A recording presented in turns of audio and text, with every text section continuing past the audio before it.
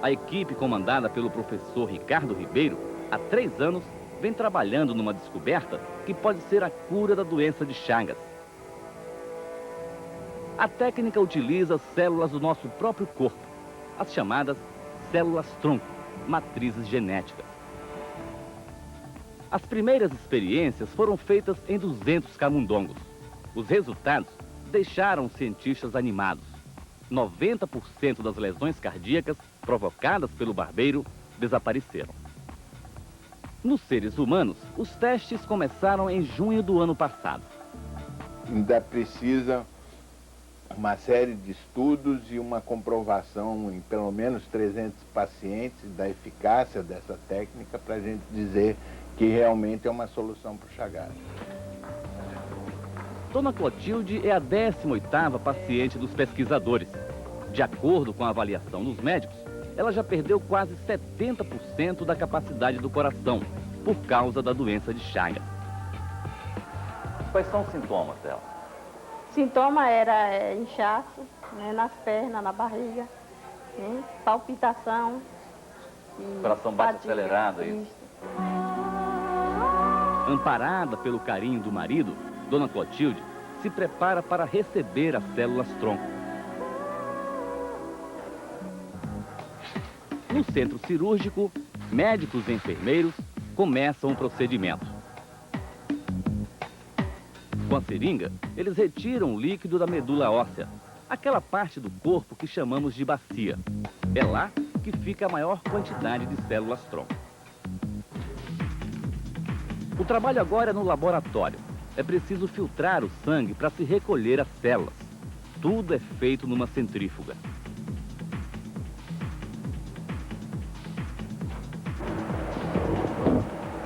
A esperança de Dona Clotilde representa apenas 1% de tudo que foi retirado da medula óssea dela.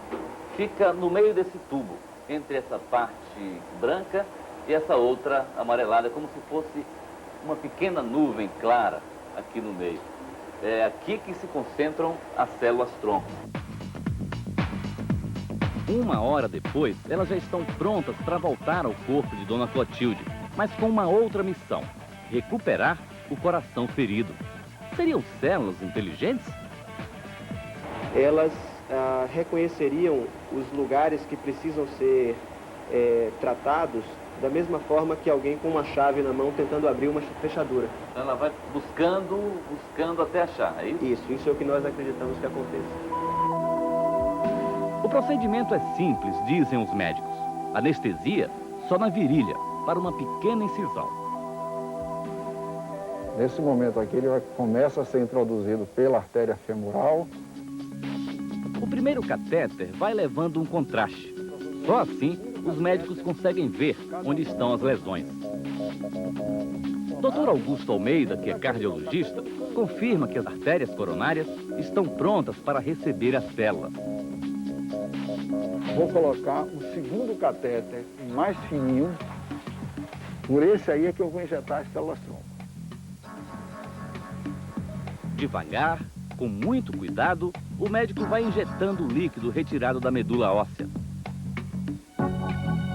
São 20 mililitros de células distribuídos entre as 3 coronárias. Aquela pontinha lá é o final do catéter onde elas estão sendo injetadas. A única garantia de que o coração da Dona Clotilde está recebendo as células-tronco é a posição do catéter. Isso, que foi checado antes com raio-x e com contraste. Porque as células mesmo são invisíveis. São invisíveis. Dona Clotilde acompanhou todo o trabalho dos médicos acordada e diz que nem o movimento do catéter lhe incomodou. Ela está alegre? Estou alegre. É muito mais do que alegria. Mas como fica o coração depois de receber as células-tronco? Os pesquisadores acompanharam com uma câmera especial várias etapas do tratamento. Isso aí, quanto tempo depois da injeção? 2 horas depois da injeção. A gente está vendo nessa imagem, em verdinho, são as células-tronco recém-injetadas. Chegando ao coração. Chegando ao coração. Essas células-tronco que continuam verdinhas já estão se incorporando, grudando aqui no tecido cardíaco.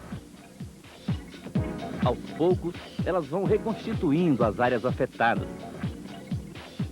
Já se confunde um pouco com o músculo do Já se coração. confunde e começam a colar aqui, ó, tá vendo? Aqui já é com 5 e 9 dias que mostram que essas células-tronco se integraram no coração e transferiram o material dela, que é esse verde, para a fibra cardíaca, modificando essa fibra cardíaca.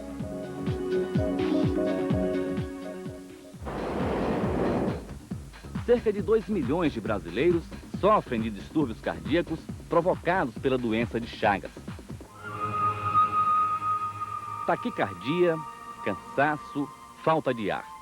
Seu Ailton, que vive da agricultura, chegou ao último estágio da doença de Chagas. Ele não imaginava que hoje pudesse estar aqui na roça, trabalhando na enxada. Na minha vida eu tinha uma tristeza. Eu cheguei a um ponto que eu mesmo já estava me desenganando. Eu não falava para ninguém, mas dentro de mim mesmo, às vezes eu chorava, sozinho. Eu digo, rapaz, morrer tão novo. O sofrimento de seu Ailton deixava a família dele desesperada. Chegou um certo momento que eu me senti abatido, quando eu vi ele ali no canto ali, entendeu? Chorando, realmente chorando mesmo. Ele chegou para mim e falou, cuida da sua mãe porque minha hora está chegando. Hoje, seu Ailton está tão otimista que já se sente quase curado. Seu Ailton, o senhor quando se lembra daquele período, o senhor se emociona ainda, né? Foi difícil para o senhor? Foi muito difícil. Foi difícil, porque eu pensava de não ter saída para mim. A saúde de seu Ailton melhorou muito depois das células-tronco, dizem os médicos. Dona Clotilde não teve a mesma sorte. Morreu um mês depois do início do tratamento. Só quando conseguirem testar a experiência em 300 pessoas, os cientistas vão concluir a pesquisa. Até agora, eles trabalharam com 18 vítimas do barbeiro. 17 conseguiram reduzir os efeitos da doença de Chagas.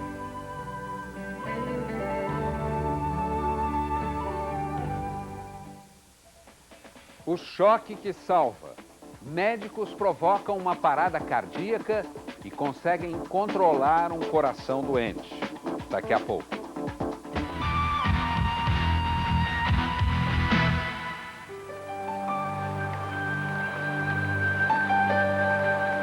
20 anos de idade e o vigor físico de um jovem saudável. Mas, de repente, Anderson desmaiou, jogando bola com os amigos. Um acidente parecido tirou a vida dentro do campo de 2 jogadores profissionais. O húngaro Miklos Ferrer, do Benfica de Portugal, e o camaronês Marc-Vivien Foé foram vítimas da morte súbita.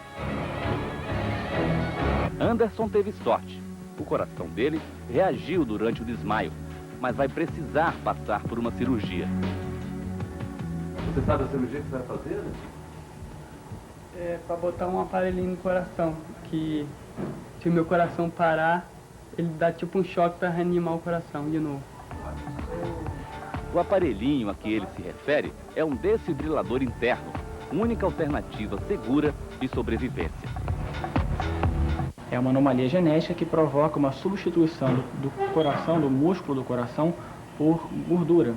E com isso o coração fica, além de ficar fraco, fica predisposto a ter arritmias que podem ser fatais. Antes da cirurgia, o médico precisa comprovar se foi mesmo uma crise de arritmia a causa do desmaio. Para isso, os batimentos cardíacos são acelerados. É capaz que ele fique até sem pulso por alguns momentos, mas a gente tem como resgatar o paciente através de um choque elétrico. O coração começa a disparar. Chega a 240 batimentos por minuto. Entra num processo que os médicos chamam de fibrilação. A pressão arterial cai. Chega a quase zero. É o momento mais crítico. Tudo é monitorado. controlado pelo cardiologista. Quando o coração para, o paciente é reanimado imediatamente. A descarga elétrica é violenta. Um choque de quantos volts, mais ou menos? É 200 joules, dá um pouco mais de 900 volts, mais ou menos. Um choque forte, né? É um choque forte. Para reverter, tem que passar através da parede do tórax para chegar ao coração. Tem que ser um choque forte. Quando a cirurgia começa, o coração já voltou a bater na frequência normal. O aparelho que está sendo instalado no Anderson é igual a este aqui, ó. Pesa 78 gramas e tem mais ou menos 7 centímetros de diâmetro. Essa parte metálica é de titânio, essa outra aqui é de silicone. Aqui dentro tem uma bateria que dura de 5 a 7 anos. Por uma incisão no peito, o cirurgião instala os eletrodos, os fios que fazem a ligação entre o aparelho e o coração. Aquela parte mais escura faz parte do circuito que vai dar o choque, que é capaz de dar o choque. Ela fica dentro do ventrículo, dentro do coração. Difícil foi encontrar a melhor parte do coração para encaixar os eletrodos. Achou finalmente o lugar, doutor, certo? Colocamos no lugar mais sadio que eu achei. Esse aqui é um momento decisivo da cirurgia, é o teste final. O doutor Eduardo precisa saber se o desfibrilador interno instalado no peito de Anderson está funcionando ou não. Para isso, ele vai estimular mais uma arritmia grave, quer dizer, mais uma parada cardíaca. Os batimentos são novamente acelerados, até o coração não suportar. Anestesiado, Anderson precisa passar por mais uma descarga elétrica. Deu para perceber que o aparelho está funcionando, né? Está funcionando muito bem. Nós provocamos uma arritmia grave nele novamente. O aparelho é capaz de sentir e reconhecer que ele está num ritmo capaz de matá-lo. É como se fosse uma morte súbita. Exatamente. E uma vez que o aparelho libera energia, o paciente volta ao ritmo normal. Depois de tanta tensão, o médico relaxa, com a sensação de mais uma missão cumprida. Num momento como esse, o médico não se sente assim como se estivesse brincando de ser Deus, doutor? Na verdade, não. É um momento de muito estresse, é um momento de muita angústia. Eu sempre gosto de passar por esse momento o mais rápido possível. Acomodado entre a pele e o músculo do peito, o desfibrilador passou a fazer parte do corpo de Anderson. Ele disse que não se importa. Pela vida, qualquer sacrifício. Esse marca-passo representa tudo na minha vida agora. Agora e sempre. –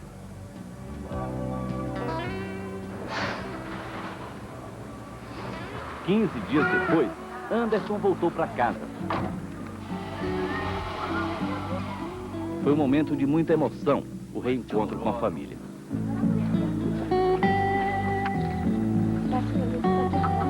A tecnologia a serviço da saúde, remédios e tratamentos mais eficazes. A medicina não para de descobrir alternativas para preservar a vida. Mas tudo depende de uma mudança de hábitos. Parar de fumar, não comer gorduras, praticar exercícios, combater o estresse, evitar o que não é saudável. O coração agradece.